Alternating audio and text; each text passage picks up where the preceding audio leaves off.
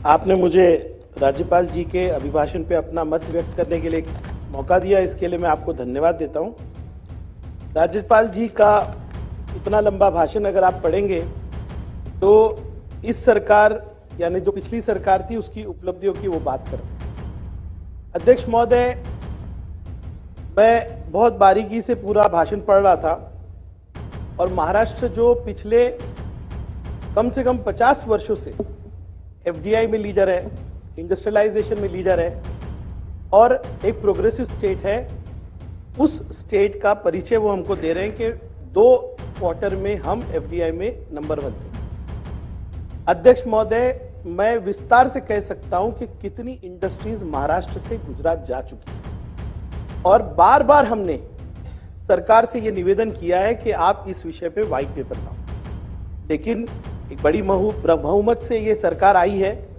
मैं उस विवाद में नहीं पड़ना चाहता, लेकिन अब जो लक्ष्य आपने रखा है कि आप $1 ट्रिलियन की इकोनॉमी 27 या 28 में बनाने वाले हो, इसमें हमारा पूरा सहयोग रहेगा। लेकिन आप पूरे भाषण में देखेंगे तो महाराष्ट्र के छोटे उद्योग, महाराष्ट्र की स्मॉल स्केल इंडस्ट्रीज, हमारी पावरलूम इंडस्ट्री, इसका कोई उल्लेख नहीं है। मैं पूछना चाहता हूं कि इस भाषण में गुजरात का कितना असर है। मैं ये क्यों कह रहा हूं? क्योंकि वो पावरलूम इंडस्ट्री, वो टेक्सटाइल इंडस्ट्री जो एग्रीकल्चर के बाद सबसे बड़ी इंडस्ट्री है, उसका कोई उल्लेख नहीं। अगर उल्लेख भी है तो मॉडर्न इंडस्ट्रीज का है। अध्यक्ष महोदय, आपके माध्यम से आज मैं कुछ विषय रखना चाहूंगा। अध्यक्ष महोदय, पावरलूम इंडस्ट्री लगभग 30 लाख लोगों को महाराष्ट्र में जो है रोजगार देती है और ये वो इंडस्ट्री है जो सीधे सीधे रोजगार से जुड़ी हुई है। ऐसी कोई इंडस्ट्री नहीं है हाईटेक। मैंने देखा कि आपकी इनकी सरकार जो है एंकर इंडस्ट्रीज बता रही है, हाईटेक इंडस्ट्रीज बता रही है, जो आई नहीं यहां पर, जो गुजरात गई और ये रिकॉर्ड पे है। पावरलूम इंडस्ट्री के ऊपर पता नहीं क्यों इतना अत्याचार है कि इनकी टेक्सटाइल पॉलिसी में भी एक वर्ड पावरलूम के बारे में। अध्यक्ष महोदय, मैं फिर भी चंद्रकांत पाटिल साहब यहां नहीं है पर उनका धन्यवाद करूंगा कि पिछली बार मैंने जब तारांकित प्रश्न लिया था तो उन्होंने पावरलूम के लिए आमदारों की एक कमेटी बनाई थी, जिसके अध्यक्ष हमारे सम्मान्य दादा भूसे साहब यहाँ है कि नहीं पता। और बड़ी लड़ाई के बाद हमको सब्सिडी मिली, वो सब्सिडी जो वारंवार सरकारों ने अलग अलग प्लेटफॉर्म पे इंक्लूडिंग सभागृह में उन्होंने वादा किया था, बड़ा झगड़ा करके, लेकिन इसमें चंद्रकांत पाटिल जी का बहुत बड़ा योगदान है। सब्सिडी मिली, पावर सब्सिडी मिली, लेकिन इस पावर सब्सिडी के बाद नॉन पावर सब्सिडी लेने के लिए हमारे लोगों को जूते घसने पड़ते हैं। अध्यक्ष महोदय, मैं आपके माध्यम से आज महाराष्ट्र के वो छोटे रोजगार करने वाले लोग, वो छोटी छोटी फैक्ट्रियां जो 20-25 लोगों को एम्प्लॉय करती है, उनकी आवाज बन के खड़ा हुआ हूं और मैं कहूंगा कि आने वाले दिनों में छोटे रोजगारों के बारे में ये सरकार सोचे। बड़े बड़े गुजरात के उद्योगपति तो हमारे यहाँ के मुंबई की आधी लैंड ले लेते हैं, बड़े बड़े उद्योग लगा लेते हैं, लेकिन हमारे जो छोटे उद्योग वाले हैं उनके बारे में सरकार को सोचना चाहिए। अध्यक्ष महोदय, पावर जो है महाराष्ट्र में सबसे एक्सपेंसिव है और ये बात सही है कि मैं बहुत गौर से भाषण सुन रहा था एक मेरे साथी का, उन्होंने बहुत अच्छे से सरकार के वो सारी योजनाओं को बताया कि जिसकी वजह से लोगों के जेब में पैसा गया और इसका फायदा महायुति को मिला। लेकिन एक आवाज जो सबसे ज्यादा उठ रही है वो ये है कि पावर महाराष्ट्र में सबसे ज्यादा एक्सपेंसिव है। क्यों है, इसका आंसर सरकार ही देख सकती है। अभी कुछ दिन पहले अदानी से एक बड़ा कॉन्ट्रैक्ट हुआ है 25 साल का, मुझे डर है कि पावर और एक्सपेंसिव हो जाएगा। लेकिन राणे साहब, जब पावर एक्सपेंसिव होता है ना तो उसके लिए पैसा भरती है आम जनता, और आज पूरे महाराष्ट्र से एक आवाज उठ रही है कि आप कम से कम 200 यूनिट जो है पावर मुफ्त कीजिए और जो इंडस्ट्रीज मर रही है उन इंडस्ट्रीज के लिए पावर को सस्ता कीजिए। अध्यक्ष महोदय, ये आवाज जनता की है। आप हमारे भिवंडी शहर में आएंगे अध्यक्ष महोदय, मैंने सम्मान्य देवेंद्र फडणवीस जी को बहुत कैलकुलेशन बताया।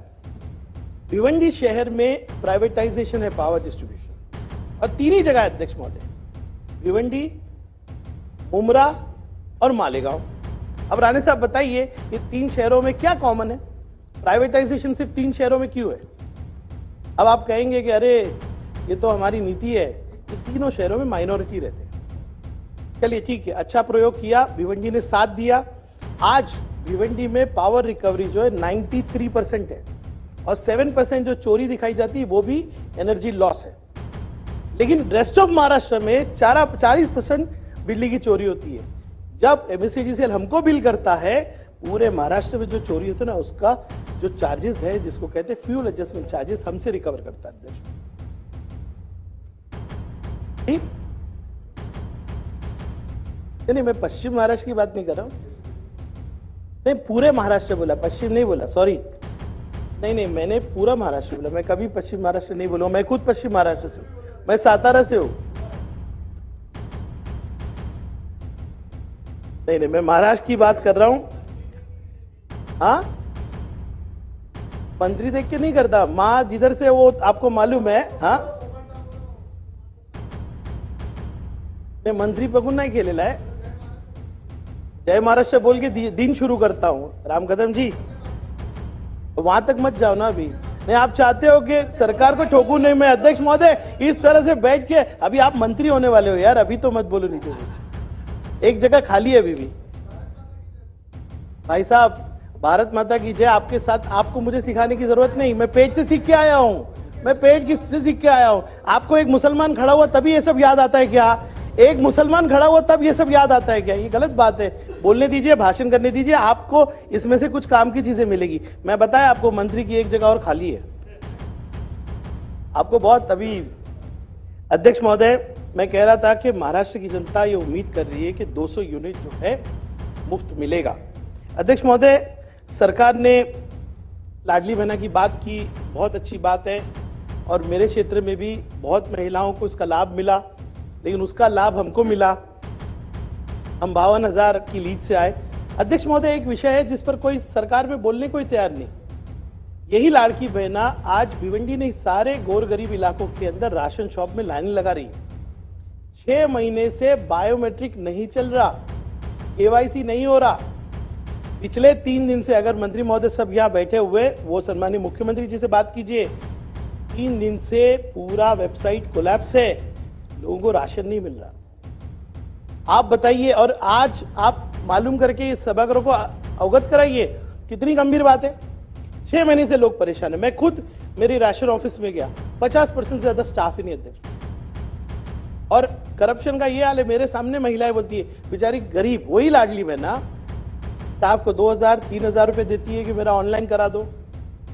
अब तो मैंने नया सिस्टम बनाया, मैं एंटी करप्शन को नहीं बोलता, जो लड़का वहां पर काम करता है ना, उसके आमदार को फोन करके बोलता हूं कि घर पे बोल कि तुम्हारा बेटा इस तरह से गरीबों से पैसे मांगता है। अध्यक्ष महोदय, लाडकी बहना जो परेशान है उसको राहत मिलेगी, ये मुझे उम्मीद है।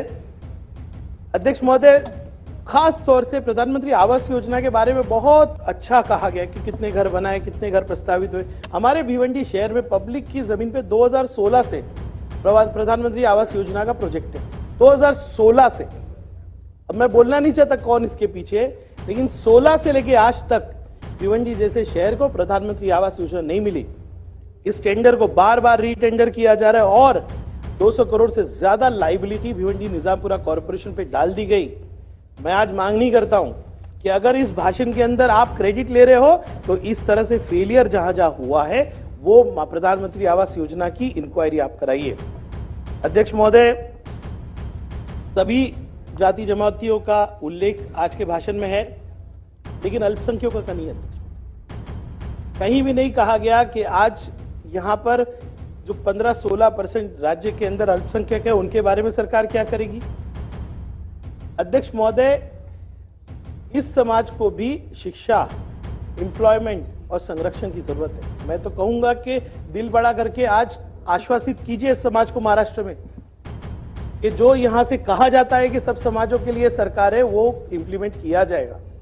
अध्यक्ष महोदय, मैंने एक प्राइवेट मेंबर बिल मूव किया है, Maharashtra defamation of revert leaders and iconic figures. Sir, एक ही मिनट में खत्म करूंगा। Prevention and punishment bill. अध्यक्ष महोदय, जिस तरह का वातावरण महाराष्ट्र में पिछले 3 साल में हुआ, ये पुरोगामी महाराष्ट्र यानी प्रोग्रेसिव स्टेट है।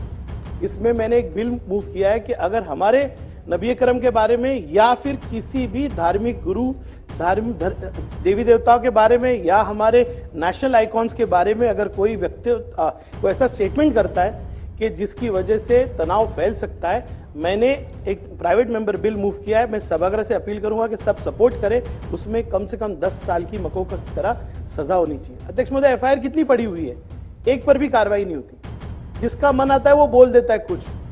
अध्यक्ष महोदय, ये बात आप ध्यान रखेंगे, मुझे उम्मीद है। आपने मुझे गवर्नर के भाषण पे बोलने दिया, इसके लिए धन्यवाद। पहला दिन है, मैंने बिल्कुल नियम पढ़े जो सदस्यों के लिए, और टाइम पर मैं अपना भाषण खत्म कर रहा हूं। आपने मौका दिया, इसलिए धन्यवाद। सन्माननीय सदस्य प्रवीण दडके।